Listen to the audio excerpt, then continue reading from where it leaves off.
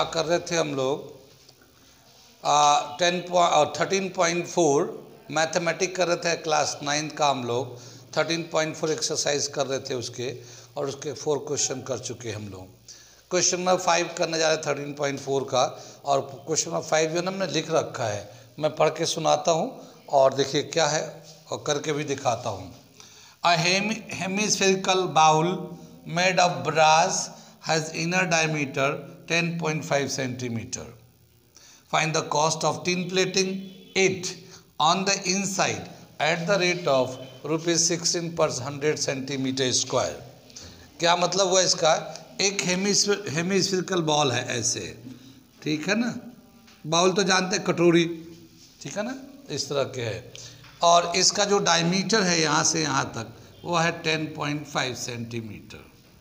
इसको हमें प्लेटिंग करना है। प्लेटिंग, इलेक्ट्रोप्लेटिंग एक तरीका होता है जिसमें एक मेटल के ऊपर दूसरे मेटल की कोटिंग करते हम लोग, तो उसको बोलते हैं इलेक्ट्रोप्लेटिंग। तो यहाँ टिन की प्लेटिंग करना, अंदर से टिन की प्लेटिंग करेंगे, तो हम इसको हम लोग ऐसे दिखा दे रहे हैं, ये अंदर से टिन की प्लेटिंग हो गई, ऐसे करा दिया टिन की प्लेटिंग अंदर से, कितनी बात में। और इसका जो रेट लगेगा वो 16 रुपया पर 100 सेंटीमीटर स्क्वायर का रेट दे रखा है। तो टोटल कितना पैसे लगेंगे इसको प्लेटिंग करने के लिए, टिन प्लेटिंग करने के लिए, कितनी बात में। करेंगे कैसे हम लोग? इसका हेमिस्फीयर का इनर सरफेस एरिया निकालेंगे। इनर सरफेस एरिया, जो एरिया होगा जिस रेट से प्लेटिंग का चार्ज लग रहा है उससे मल्टीप्लाई कर देंगे तो कॉस्ट हो जाएगा, ठीक है। तो पहले हम लोग एरिया निकाल लेते हैं। एरिया ऑफ हेमिस्फीयर कैसे निकालेंगे? फॉर्मूला एरिया ऑफ हेमिस्फीयर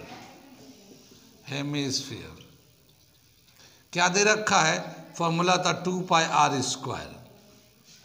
यहाँ पे जो 10.5 है ये डायमीटर दे रखा है, तो इसको रेडियस करेंगे हाफ करके, तो वैल्यू डाल देते हैं 22/7 इंटू 10.5/2 का होल स्क्वायर, ठीक है। ये आ जाएगा 2 इंटू 22/7, और ये 10.5 2 दफ़ा कर देते हैं ऊपर का, और नीचे 2 का स्क्वायर 4 कर दिया। 7 से काटेंगे ये 1.5 हो जाएगा, ये 2 से ये 4 कट जाएगा, फिर 2 से 11 आ जाएगा, तो ये आ जाएगा 11 इंटू 1.5 इंटू 10.5 सेंटीमीटर स्क्वायर, ऐसे हमारा। इसको मल्टीप्लाई करें तो कितना आ जाएगा ये?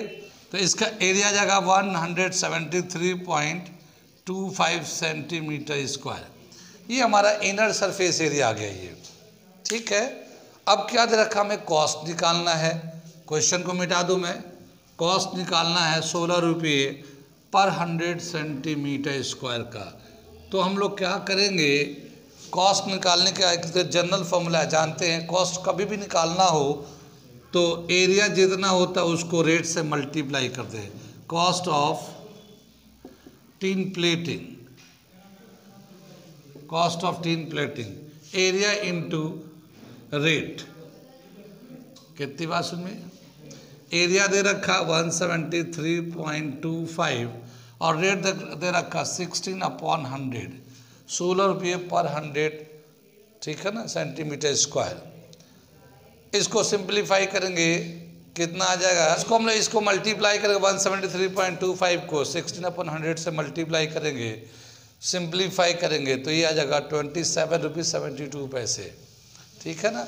और ये हमारा आंसर हो गया इसका क्वेश्चन नंबर 5 का। कहाँ समझ में आया, कहाँ नहीं आया। ये एक फॉर्मूला बहुत ख़ास है। जब भी कभी हम लोग कॉस्ट निकालते हैं तो किसी भी फिगर का हो उसका एरिया निकालते हैं और फिर जो रेट होता है उससे मल्टीप्लाई कर देते हैं, तो उससे हमें कॉस्ट निकल आता है। ये जो रिलेशन है बहुत इम्पॉर्टेंट है। कभी कभी ऐसा होता है कि टोटल कॉस्ट दिया रहता है, रेट दिया रहता है, एरिया निकालना होता है, तो टोटल कॉस्ट अपॉन रेट को इधर ला के डिवाइड कर देंगे तो एरिया निकल जाता है। कभी कभी ऐसा होता है, कैसा होता है कि टोटल कॉस्ट दे रखा है, एरिया दे रखा है, किस रेट से उसको लगाया गया है वो रेट निकालना हो तो रेट निकाल लेते हैं, ठीक है। तो ये जो फॉर्मूला है इधर 13.1, 13.2, 13.3, 13.4 तक पहुंच गए। इनमें से कोई ना कोई क्वेश्चन ऐसा है जिसमें हमें एरिया निकालना है और उसको रेट से मल्टीप्लाई करके कॉस्ट निकालना है। तो ये फॉर्मूला बहुत ख़ास है, ठीक है ना, सभी के लिए, सभी एक्सरसाइज में आ रहा है। ये हमारा हो गया क्वेश्चन नंबर 5। क्वेश्चन नंबर 6 हम करने जा रहे हैं। क्वेश्चन करने जा रहे हैं क्वेश्चन नंबर 6। क्या दे रखा है ये, find the radius of the sphere whose surface area is 154 centimetre square. ठीक है, तो रेडियस निकालना है। स्फीयर का सरफेस एरिया क्या फॉर्मूला होता है, 4πr²। नहीं याद है ना फॉर्मूले? Good good, very good. Surface area of sphere कितना दे रखा, 154 सेंटीमीटर स्क्वायर। 4πr², 154। जैसे मैं कर रहा हूँ वैसे भी देखिए, समझिए, टेस्ट में कोशिश करिए ऐसे ही करने के लिए, ठीक है ना, ताकि आपको पूरे मार्क्स मिल सके। वरना फिर मार्क्स के लिए फिर चिल्ला चिल्ली करते रहोगे आप लोग। और आपको पता है कि मैं कितना कंजूस हूँ, ठीक है ना। नहीं, इस मामले में भी हूँ, नंबर तो देता ही नहीं, ठीक है। अब इसको हम लोग कैंसिल कर लेते हैं, 2 से काट लेते हैं, ठीक है। 2 7 दा 14, 2 7 दा 14, 11 से कर लेते हैं, 11 2 दा 11 7 दा। तो ये r² is equal to 7 × 7 upon 2 × 2 आ गया। अगर हम लोग रेडियस निकालना चाहेंगे तो इसमें रूट लगा लेंगे। Radius r is equal to √7 × 7 upon 2 × 2। तो कितना आ जाएगा, इसमें से r का वैल्यू हो जाएगा 7/2, क्योंकि 2 बार 7 है तो एक बार बाहर निकाल लेते हैं, स्क्वायर रूट लेते हैं तो नीचे भी 2 जो ना 2 दफ़ा है तो एक बाहर निकाल लिया। तो 7/2 सेंटीमीटर इसका रेडियस हो जाएगा। डेसिमल में चाहो तो 3.5 सेंटीमीटर भी लिख सकते हैं। कितनी बात सुनी, बहुत ही आसान सवाल था ये। अगला क्वेश्चन, क्वेश्चन नंबर 7 मैं पढ़ के सुनाता हूँ, बहुत ही आसान सवाल है। क्या दे रखा है, the diameter of the moon is approximately 1/4 the diameter of the अर्थ।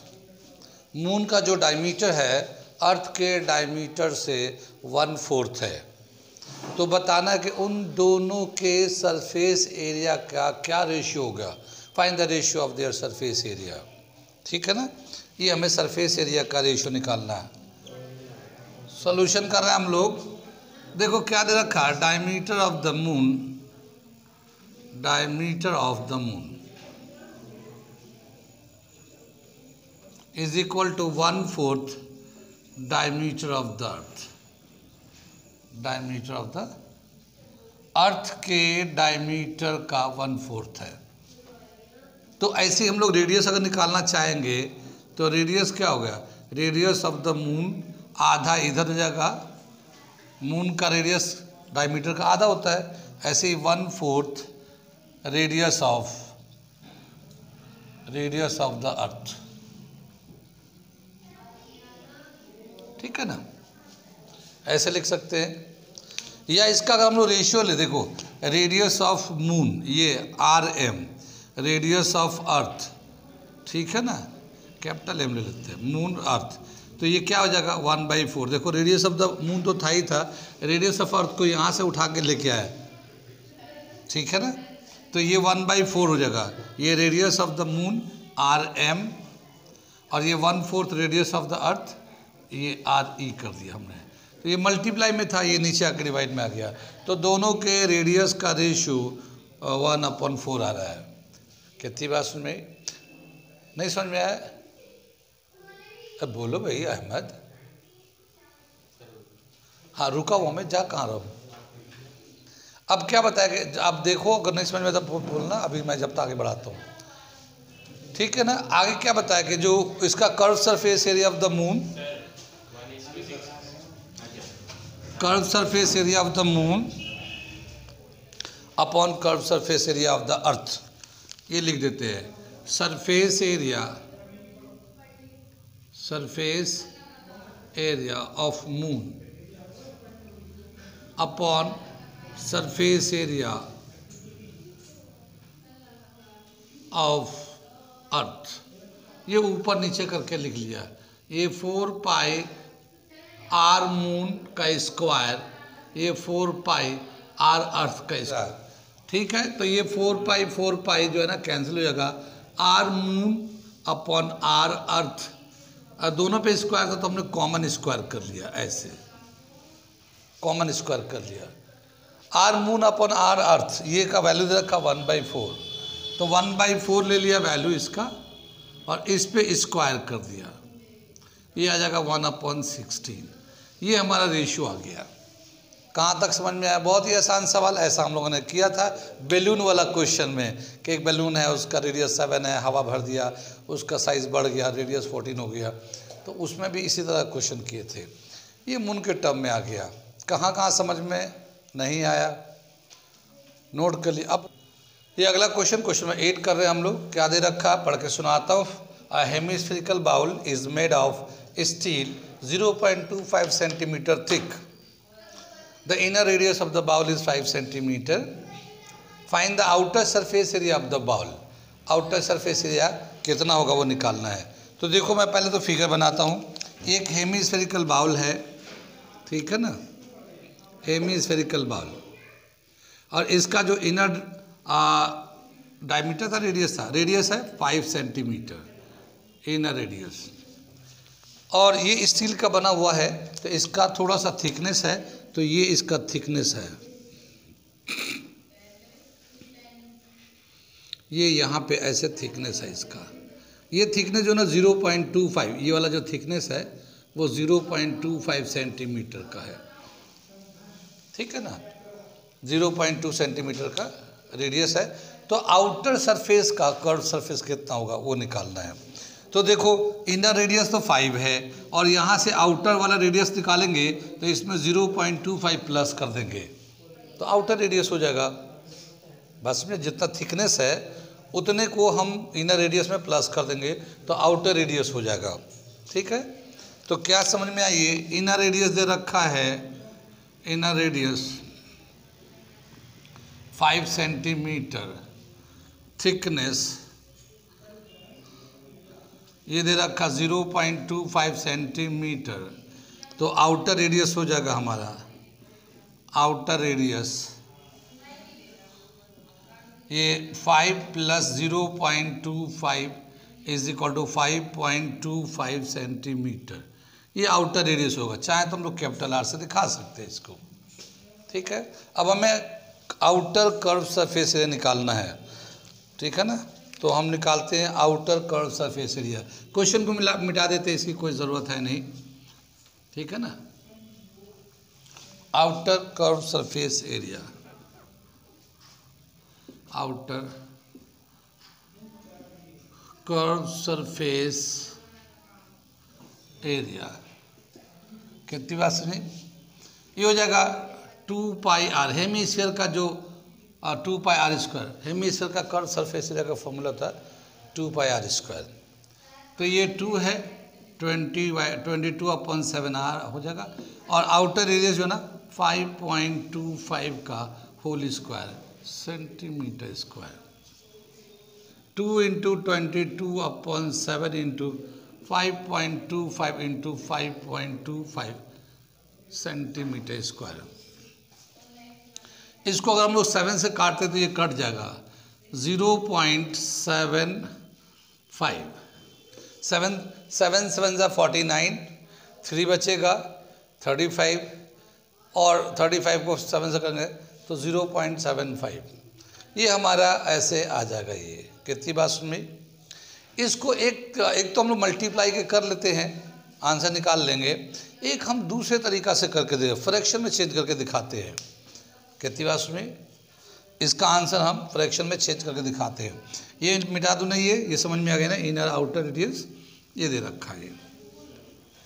अब देखो हम लोग क्या करते हैं, ये तो 20 to 44 हो जाएगा इन दोनों को मल्टीप्लाई करके, ये 0.75 3/4 हो जाएगा, या इसको हम लोग ऐसे लिख सकते हैं 75/100। कितनी बात सुनिए, डेसिमल में कर दिया, डेसिमल हटा दिया उसको, और ये 525/100 कर दिया। कितनी बार सुने? इससे 25 से करेंगे 25 3 ज़ा 25 4 ज़ा, इसको भी 25 से करेंगे 25 4 ज़ा आ जाएगा, 25 2 ज़ा 1 था, ये ऐसे आ गया। छोटे नंबर हो गए ये, मल्टीप्लाई मतलब डेसिमल में बड़े नंबर थे, उसको हमने फ्रैक्शन में किया तो छोटे नंबर हो गए। अब ये देखो 4 से करेंगे तो 11 आ जाएगा ये, ठीक है। और अब ये कटेगा नहीं है, तो कितना बच जाएगा? 11 3 33 को 21 से मल्टीप्लाई करके 4 से डिवाइड कर देते हैं, ठीक है ना। 693/4 सेंटीमीटर स्क्वायर 4 से करते हैं तो 1.1 4 1 दा 4 2 29 4 7 दा 28 1 4 3 दा 12 1 4 2 दा 4 5 दा, इतना सेंटीमीटर हो गया। कितनी बात सुन में? ये 173.25 centimetre outer curve surface area हो गया। नोट कर लीजिए। ये दे रखा है एक क्वेश्चन नंबर 9 कर रहे हैं हम लोग, 13.4 एक्सरसाइज का क्वेश्चन नंबर 9 लास्ट क्वेश्चन है। और इसका एक फिगर दे रखा है। क्या दे रखा है? एक सिलेंडर है और इस सिलेंडर के अंदर एक स्फीयर को डालते हैं तो बिल्कुल कंप्लीटली इंक्लोज कर देता है। कंप्लीटली इंक्लोज का मतलब कि स्फीयर का ऊपर नीचे का जो पार्ट है, ऊपर से नीचे तक, वो सिलेंडर के हाइट के बराबर है। सिलेंडर के हाइट के बराबर है। जैसे यहाँ से यहाँ तक जो है सिलेंडर का जो हाइट है वो स्फीयर के डायमीटर के बराबर है। सिलेंडर का जो हाइट है स्फीयर के डायमीटर के बराबर है। और जो स्फीयर का रेडियस है वही सिलेंडर का भी रेडियस है। देखो ये सिलेंडर का रेडियस है, ये स्फीयर का रेडियस है, तो दोनों का रेडियस सेम है, मगर height of cylinder is equal to diameter of sphere. ठीक है, इसका हम लोग सोल्यूशन करते हैं, इसको करके दिखाते हैं। ठीक है, सॉल्यूशन कर रहे हैं, एक एक करके करते जाएंगे।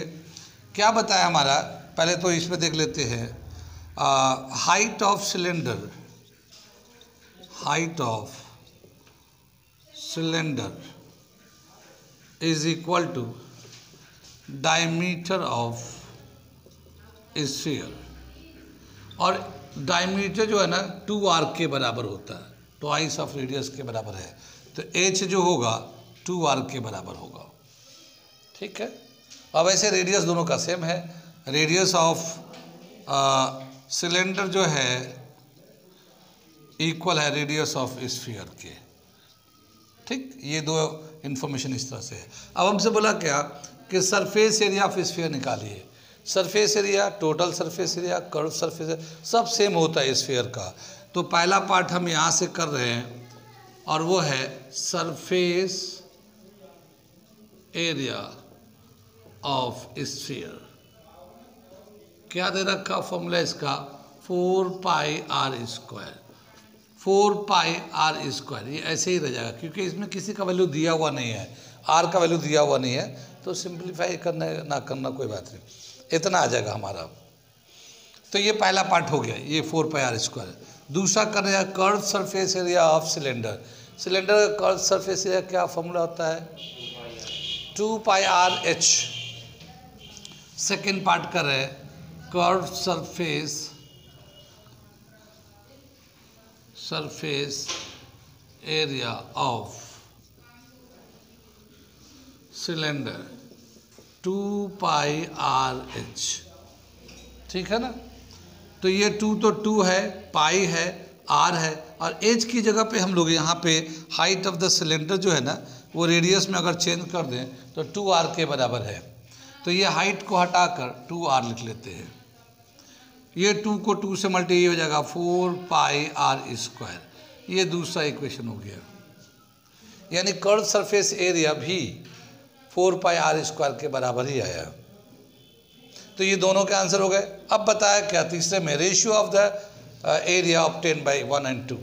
दोनों का अगर रेशियो लेंगे, यानी कि थर्ड पार्ट कर रहे हैं ratio of area of sphere and cylinder. ठीक है ना, तो ऊपर में curve surface area of sphere लिख देते हैं,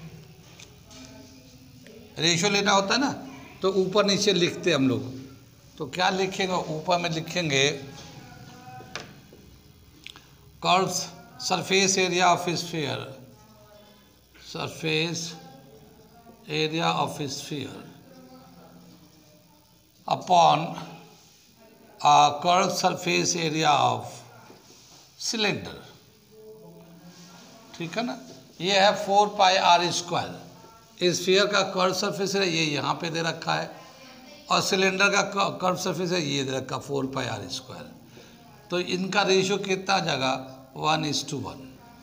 ठीक है ना, 1:1 ये रेशियो आ गया। ये हमारा आंसर हो गया। कहाँ कहाँ समझ में नहीं आया है? ये था हमारा क्वेश्चन नंबर 9 एक्सरसाइज 13.4 आखिरी क्वेश्चन, और इस तरह से ये ख़त्म हो गया यहाँ तक। कल हम लोग इसके आगे करेंगे। ये क्वेश्चन जो मैं करा रहा हूँ इसको रिवीजन करिए। ये उन बच्चों के लिए है जो लोग एकेडमिक बच्चे हैं, जो लोग स्कूल गोअर है, स्कूल जा रहे हैं, अपने मैथ का चैप्टर कर रहे हैं, तो उन्हें टीचर अभी नहीं पढ़ाया है या बाद में पढ़ाएगा, वो बच्चे चाहते हैं कि भाई मैं थोड़ा जल्दी पढ़ लूँ, तो उनके लिए ये वीडियो फ़ायदा करेगा। ठीक है ना, ताकि वो टाइम से पहले उनके कोर्स कंप्लीट हो जाए। कभी कभी ऐसा होता कुछ बच्चे स्कूल नहीं जा पाते, तो उनको भी बहुत फ़ायदा करेगा, अपना घर बैठ के जल्दी तैयारी कर सकते हैं। ठीक है, तो ऐसे फ़ायदे के लिए चाहो तो मेरे चैनल को सब्सक्राइब कर लो, इससे और बहुत सारे फ़ायदे होंगे। ये तो 9th क्लास का है, 10th क्लास का भी बहुत सारे मटेरियल मिलेंगे, 11th के भी मिलेंगे, 12th के भी मिलेंगे, ड्रॉपर के भी मिलेगा नीट जेई के लिए। और इस तरह से हमारे चैनल के ज़रिए अगर चलते चलोगे तो एक दिन आप डॉक्टर या इंजीनियर बन जाओगे। ठीक है, तो उतना आसान कर दिया हमने आपके सिलेक्शन को, तो सब्सक्राइब कर लो। बगैर सब्सक्राइब करें तो ज़रा मुश्किल हो जाएगा, फिर अपने से सोचना और अपने ही से करना है। ठीक है, आगे चले तो आज यहीं पर रहते हैं।